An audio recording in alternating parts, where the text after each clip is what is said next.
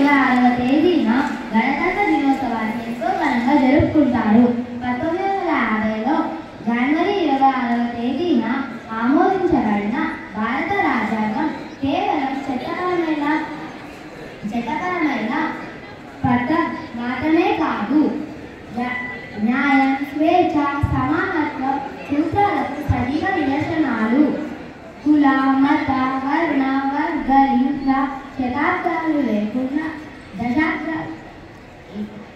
లింగ భేదాలు లేకుండా ప్రతి పౌరునికి సమాన హక్కులు, అవకాశాలు ఇవ్వాలని సమాజాన్ని నిర్మించిన రోజు.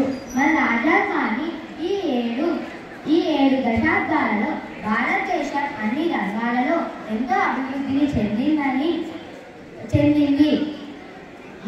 మన రాజ్యాంగం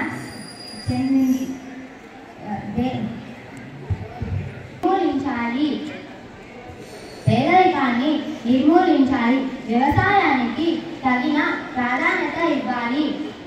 సాంకేతిక మన భారతదేశాన్ని ముందుకు నడిపిస్తున్న శాస్త్రవేత్తలకు, మన దేశ సరిహద్దుల్లో మనల్ని కాపాడే సైనికులకు కృతజ్ఞతలు తెలియచేద్దాం.